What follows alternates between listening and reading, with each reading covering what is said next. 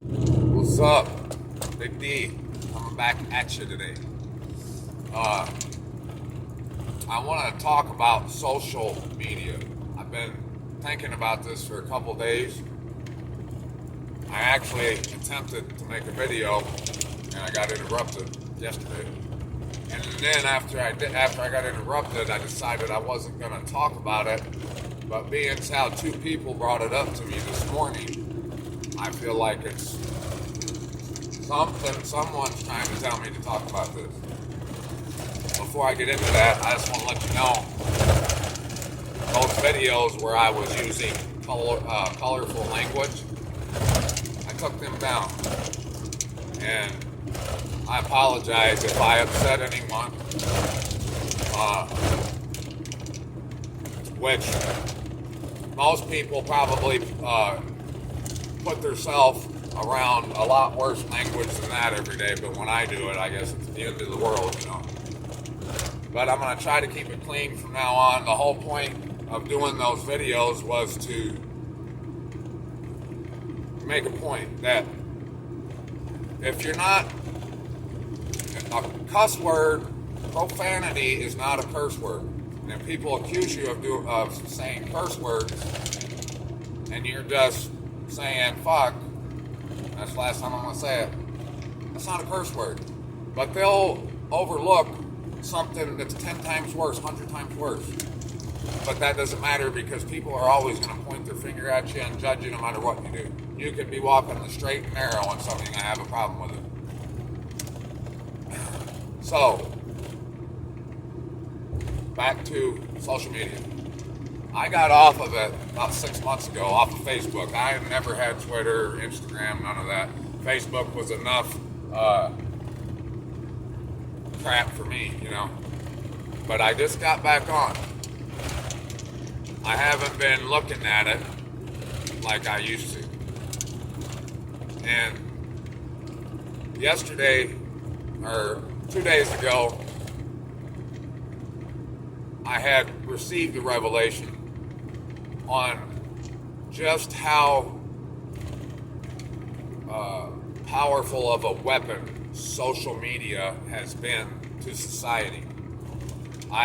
Leading up to that, I was thinking about where it says in the Revelations that the love of many will wax cold, and I always wondered, how would that happen? What would bring about the majority of people to be calloused and disrespectful, all that stuff?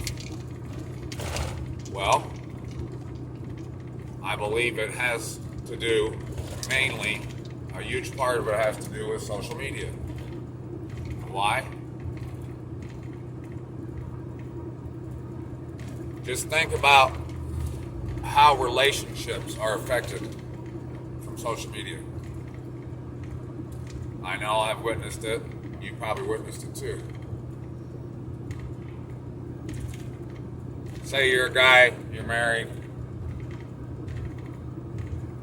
Your girlfriend is going to get upset, possibly upset, even if she doesn't tell you, she's probably upset every time a girl likes a photo. If you put a photo of yourself, say you want to change your profile pic, everybody does it, and you're friends with your wife, she's going to get a notification, or she's going to see your picture and say it's got 60 likes. She can click that and go through and see who's liked it.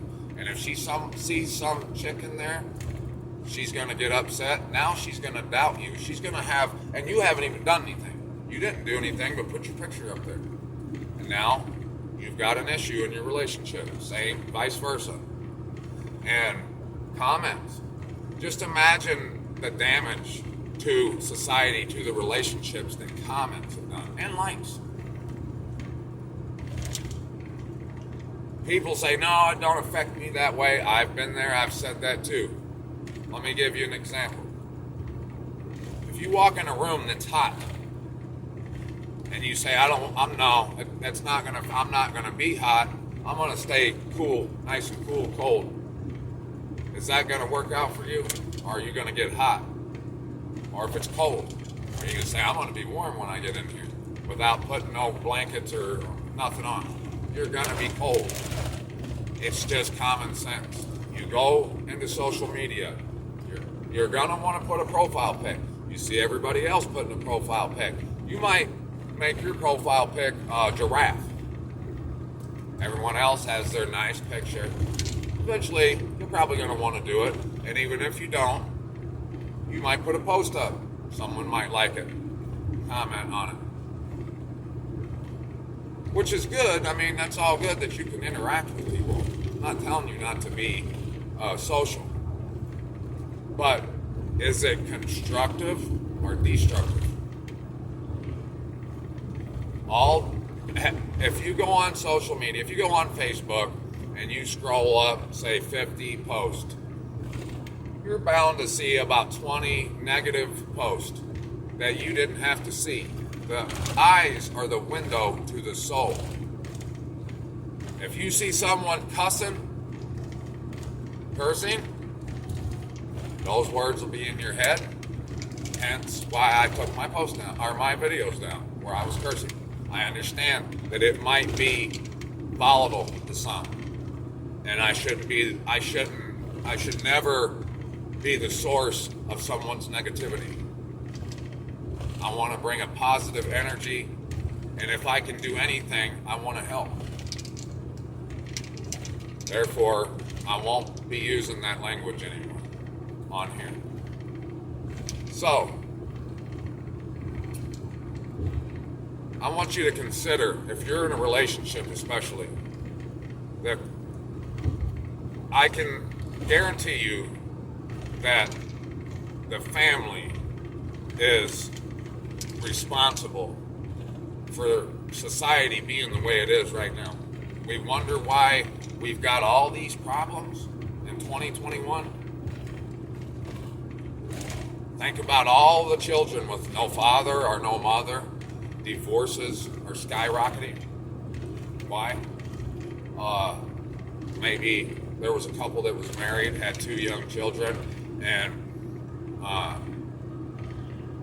the lady, after having children, she starts feeling like she's not as sexy or pretty anymore, and then this nice young pretty lady likes her husband's profile pic, and he might not even have known about it, and now she gets a thought in her head that he might be cheating, and he hasn't done anything. But once you get accused of cheating for so long, you get accused of cheating, after a while, you start to think about that. You walk in a hot room, you're gonna get hot. It doesn't matter what you want to be. You can't say, I'm not gonna be hot when it's 120 degrees in that freaking room. You're going to get hot. I heard a quote one time from a guy back in like the 1700s, might have been one of the founding fathers. He said, even the greatest of men will succumb to temptation. The key is to avoid it. Doesn't matter who you are. I don't care if you're the toughest man, woman in the world, and you can overcome any obstacle. You put yourself in a situation where negativity surrounds you, you are by default going to produce negativity. Simple. So, I want you to consider the next time you use social media, the next time you put a picture up there, and you got a wife or you even got children, it can affect them too. And it's definitely affecting you. It affects your frame of mind. Say you're super popular one year on Facebook. Now, you think you're the bee's knees. And then one day, you put a post up that a lot of people don't like, and your likes and your friends go beep. And now, the next year, you find yourself not as popular. It just jacks with your mind and your mood too much. I'm going to keep it on there.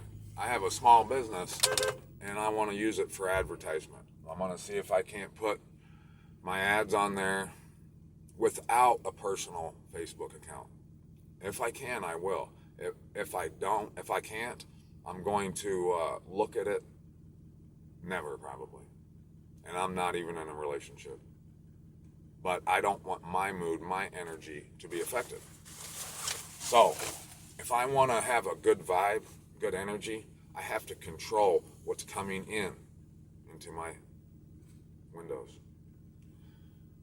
Same with television. Television was the start of this. It's a weapon, hidden in plain sight. How do you hide something really, really good? The best way to hide it is right in plain sight. What or how is some of the most successful weapons against mankind hidden in plain sight? People think, if I tell someone this, they're going to say, oh no, it's harmless, and no, they must not see it. And that happens. I've had things that's hindered me, and I never knew it. And once I saw it, and I saw how damaging it was, I killed it. I think it's time we kill it. I guarantee you, since social media began, since Facebook got here, suicide rates have probably skyrocketed. I would like to look at the statistics on that. Depression. I'm sure the companies that make antidepressants are doing pretty good though, huh? But I bet the CEO and his wife or her husband have issues and problems due to social media. And I was thinking, if there's a couple that got divorced and now their kids are without their mom or their dad full time in their life, and now they're missing their husband or missing their wife, if they knew that social media was the cause of their divorce, would they go back and erase it? If you find someone that loves you, don't squander the opportunity to have a partner in this world, in this life, over social media. Those people on social media, they don't care about you. They might like you. They're not going to come to your side, have your back in reality, not in digital fantasy land. We should be putting more priority. We should have a bigger role. We shouldn't be living our life on the internet. And Facebook has caused a lot of people to have a fictitious social media image. They only put the good on there. They put pictures of their food when they make a nice meal, like they do that kind of cooking every night. They put the best pictures on there. Then, when you see them from another angle, they don't even look like the same person. And the confusion that it's caused is, just think about it. Just sit back and think about how it could affect you. And I guarantee you, it'll scare you, and you'll probably want to kill it. And now, they might not like it that I said that, because it's a big revenue deal. So it makes a lot of money for a lot of people. But it also is killing a lot of people and destroying our society. It destroys the home.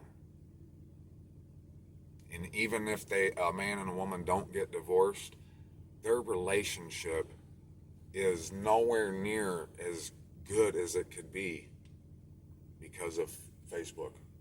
So let that sink in. Let that sink in. Think about that, because the next time you get on there and then you wonder why your wife thinks you're cheating on you, or your husband, it's probably because of Facebook. I love you guys. Peace out. D's out.